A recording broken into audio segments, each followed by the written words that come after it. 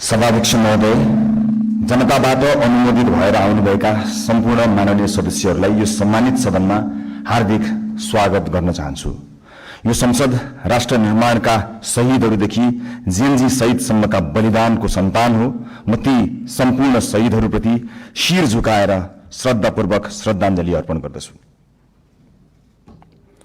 नेपाली जनताले यसपटक ऐतिहासिक रेकर्डका साथ राष्ट्रिय स्वतन्त्र पार्टीलाई करिब 2/3 मतादेश दिएका छन्। म जनतालाई आभार मात्र प्रकट गर्दिन, यही रोस्ट्रमबाट प्रतिज्ञा गर्छु, यो मतादेशको गुण हामी जिम्मेवारी पूरा गरेर तिर्नेछौं। यो मतादेशमा जनताको आशा पनि छ, आक्रोश पनि छ। मलाई थाहा छ हामीले पाएको मत समर्थनको मात्र होइन, परिवर्तनको मत हो। हामीलाई जनताले दिएको म्यान्डेट सिंहदरबार चलाउन होइन, सिंहदरबार बदल्न हो। म गर्वका साथ भन्न सक्छु हामीले बदल्न सुरु गरिसकेका छौं। सभाध्यक्ष महोदय, सत्तारूढ दलको सभापतिका रूपमा अब हामीले बोलेर मात्र पुग्दैन। मैले मात्र होइन, रासोपाका हरेक माननीयले कामबाटै आफूलाई, पार्टीलाई र सरकारलाई प्रमाणित गर्नुपर्छ। अब हामी राम्ररी बोल्नुभन्दा पनि हाम्रा कामहरू र सरकारका कामहरू आफै अत्यन्त राम्रोसँग बोल्नेछन् र ती बोल्न सुरु गरिसकेका कुरा फेरि पनि म निवेदन गर्न चाहन्छु। सभाध्यक्ष महोदय, हामीलाई हनीमुन पिरियडको सुविधा पनि चाहिँदैन। हामी दिन गनेर होइन, सेकेन्ड गनेर काम गर्न चाहन्छौं र गर्न सुरु गरिसकेका छौं। तपाईहरूले सरकारको रफ्तार देखिरहनु भएको छ। अब कर्मचारी तन्त्र सहित सिङ्गो देशले यो रफ्तारसँग गति मिलाउनुको विकल्प छैन। हामी आफ्ना मात्र होइन, जायज छन् भने विपक्षी दलका चुनावी प्रतिबद्धताको पनि स्वामित्व लिन तयार भएर आएका छौं र यसको सार्वजनिक घोषणा हामीले गरिसकेका छौं। सभाध्यक्ष महोदय, सरकारका प्राथमिकता, योजना र दिशा सविस्तार सम्माननीय प्रधानमन्त्री ज्यूबाटै आवश्यक परे बोलेर र आवश्यक नपर्दा नबोलेरै कामबाट प्रस्तुत हुने कुरा पनि म सम्मानित सदनलाई जानकारी गराउनेछु। र म आज केवल केही राजनीतिक विषयमा प्रवेश गर्न चाहन्छु। सभाध्यक्ष महोदय, यो सम्मानित संसदमा यसअघि पनि पटक पटक एकल बहुमतका सरकार नबनेका होइनन्, तर ती सरकारहरू इतिहासका अंक बने, इतिहास बदल्ने औजार बन्न सकेनन्। किन सकेनन्? दृष्टिकोणमा समस्या थियो कि प्राथमिकतामा, पारदर्शिता र जवाफदेहितामा कमजोरी थियो कि कार्यान्वयनमा? किन अवसरहरूलाई परिणाममा बदल्न सकिएन? हामी इतिहासबाट सिक्न लाज मान्ने छैनौं। जनताले अहिले हामीलाई दिएको विशाल बहुमतको इतिहास यो पनि फेरि गुमेको अवसर भनेर लेखियो भने हामी कलंकित हुनेछौं। हामीलाई त्यो मन्जुर छैन। रासोपाका साथीहरूलाई म सम्झाउँछु, हामी यहाँ प्रश्न सोधेर आएका हौं। अहिले बस्ने ठाउँ फेरि होला, तर आज पनि ती प्रश्नहरूप्रति हाम्रो नैतिक जिम्मेवारी उस्तै छ। अब साबित गर्नु छ कि हामीलाई केवल प्रश्न सोध्न मात्र आउँदैन, उत्तर दिन पनि आउँछ। समस्या देखाउन मात्र होइन, समाधान खोज्न पनि आउँछ। प्रतिपक्ष दलहरूलाई मेरो विनम्र आग्रह छ, हामीमाथि 24 घण्टा निगरानी गरिदिनु होला। शासनमा तपाईहरूको लामो अनुभव छ, हाम्रा कमजोरी उजागर गरिदिनु होला, गल्ती देखाइदिनु होला। यदि हामीले बाटो बिरायौं भने सच्याइदिनु होला। यदि हामी जनताबाट टाढा हुन खोज्यौं भने हामीलाई जनताको आवाज सम्झाइदिनु होला। हामीबाट अहंकार नबढोस्, हामीमा कुनै अहंकार नछाओस्, हाम्रा निर्णयहरू एकतर्फ नहुन्। लोकतन्त्रमा सत्ता पक्ष र प्रतिपक्ष प्रतिस्पर्धी मात्र होइनन्, एकअर्काका पूरक पनि हुन्। एकले काम गर्छ, अर्कोले निगरानी गर्छ। एकले योजना बनाउँछ, अर्कोले परख गर्छ। हामी प्रतिपक्षको आवाज कमजोर हुन दिने छैनौं, किनकि प्रतिपक्षको आवाज कमजोर बनाइयो र उपेक्षा गरियो भने लोकतन्त्र कमजोर हुनेछ। यो हामीले अस्ति भर्खरै देखिसकेका छौं। यो संसद बहसको थलो हुनेछ, प्रतिशोधको होइन।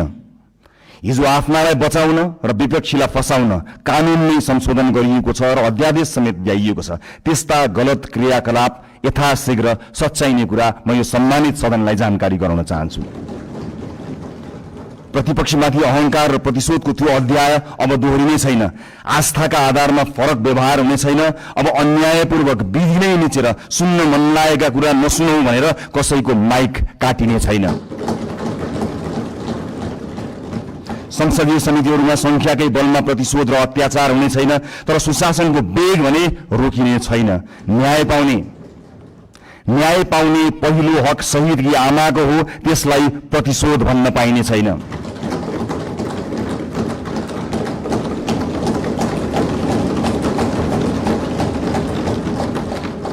यो सरकार जेनजी विद्रोहको पनि सन्तान हो। हिजो संविधान र कानूनको आवरणमा नेता र पार्टीका सिफारिसबाट नियुक्ति लिएकाहरूले स्वैच्छिक रूपमा राजीनामा दिँदै विधिको पालना गर्नमा सहयोग गरिदिनु हुन म अपील गर्न चाहन्छु।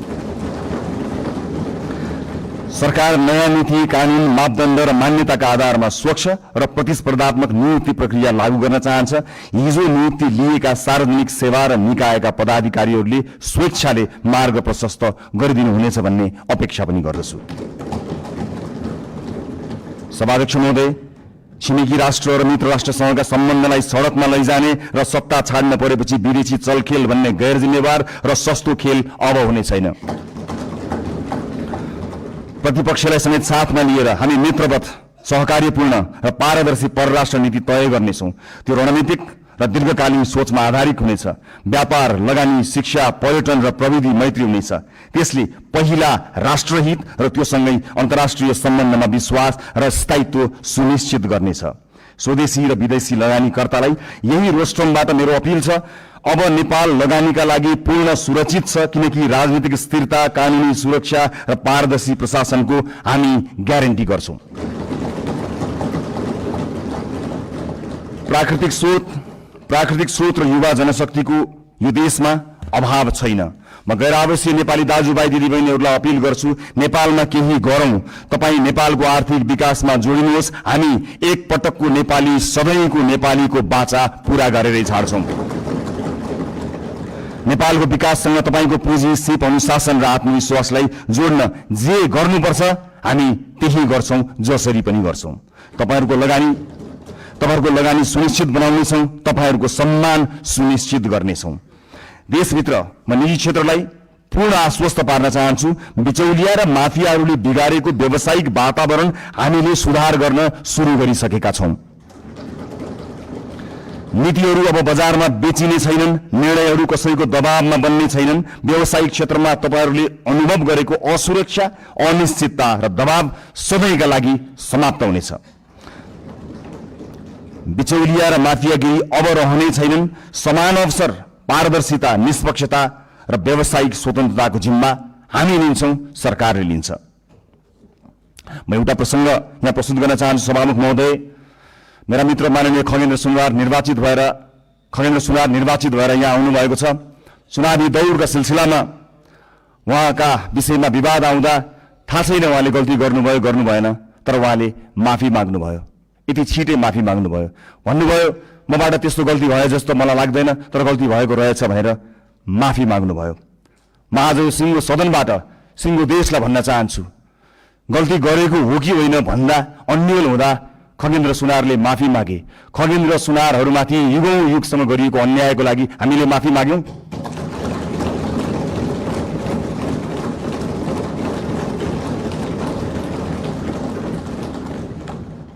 यो देशको दलित समुदायलाई मैले आज सार्वजनिक क्षमा याचनाका साथ केही भन्नु छ।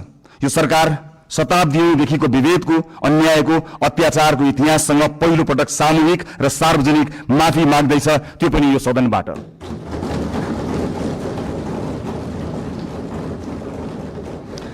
आजसम्मको विभेद सामाजिक गल्ती थिएन, संगठित अपराध थियो। यो देश किन बनेन थाहा छ? किनकि जसका हातमा सिप थियो तिनलाई हामीले अछुत मान्यौं। अब कुनै पनि नेपाली जातका नाममा झुक्नु पर्ने छैन। म सिङ्गो पार्टी, सम्माननीय प्रधानमन्त्रीज्यू, सरकारको तर्फबाट पनि माफी माग्छौं र यो माफीको मूल्य अब न्यायले गर्नेछ भन्ने कुरा पनि सुनिश्चित गर्न चाहन्छु। यो रोस्ट्रमबाट मैले आमा र दिदीबहिनीहरूलाई पनि केही भन्नु छ। यो देशमा तपाईहरूले सबैभन्दा धेरै जिम्मेवारी बोकेर पनि सबैभन्दा कम अवसर पाउनुभयो। घर सम्हाल्नुभयो, परिवार बचाउनुभयो, समाज चलाउनुभयो, तर त्यसलाई काम मानिएन। महिलालाई अवसर अब अनुग्रह होइन, अधिकार हुनेछ। हामी सुनिश्चित गर्नेछौं शिक्षा र रोजगारीमा बराबर पहुँच, राज्यका हरेक तहमा अर्थपूर्ण प्रतिनिधित्व, कर्मस्थल र समाजमा सुरक्षा र सम्मान, अनि महिला विरुद्धका हिंसामा शून्य सहनशीलता। कुनै छोरीले कुनै छोरीले अब आफ्नो सपना सानो बनाउनु पर्ने छैन। अबको यात्रा केवल समानताको होइन, सशक्तिकरणको हुनेछ। सँगसँगै ज्येष्ठ नागरिकहरूको आर्थिक सुरक्षा, सामाजिक कल्याण र आत्मसम्मान पनि हाम्रो कर्तव्य हुनेछ। आजको संसदको जनादेशका वास्तविक रचयिता हुनुहुन्छ वैदेशिक रोजगारमा रहेका नेपाली दाजुभाइ दिदीबहिनीहरू। यो देशमा आजसम्म सधैँ तपाईहरूले पठाएको रेमिटेन्सको कुरा भयो, तर आज म पैसाको होइन, तपाईहरूले तिर्नु भएको व्यक्तिगत मूल्यको कुरा गर्छु। परिवारबाट अलगिनु भयो, आमा बुवाको साथ गुमाउनु भयो, कलिला छोराछोरीको बाल्यकाल गुमाउनु भयो, चाडपर्वको रमाइलो, परिवारको माया, आफ्नो गाउँघरको न्यानोपन गुमाउनु भयो। कतिले आमा बाबुको मृत्युमा काँध थाप्न पाउनु भएन, कतिले सन्तानको पहिलो पाइला देख्न पाउनु भएन। आज म यहीँबाट क्षमा याचनाका साथ स्वीकार गर्छु, यो देशले तपाईहरूको त्यागको उचित सम्मान गरेन। अब तपाईहरूको पीडा केवल कथा बन्ने छैन, नीति बन्ने छ, राज्यको प्राथमिकता बन्ने छ।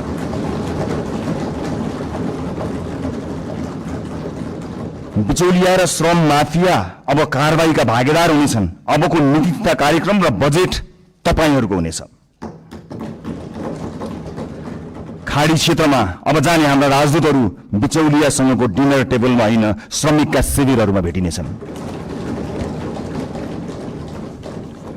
मैले युवा साथीहरूलाई विशेष अपील गर्नु छ, यो परिवर्तन पनि तपाईहरूको हो, यो सरकार पनि तपाईहरूको हो, यो संसद पनि तपाईहरूको सङ्घर्ष, तपाईहरूको आवाज र तपाईहरूको विश्वासको परिणाम हो। यो संसद तपाईहरूलाई दक्ष र आत्मनिर्भर बनाउन, रोजगारी र उद्यमशीलतासँग जोड्न, नवप्रवर्तन र नेतृत्वका अवसरहरू पैदा गर्न सरकार प्रतिबद्ध छ।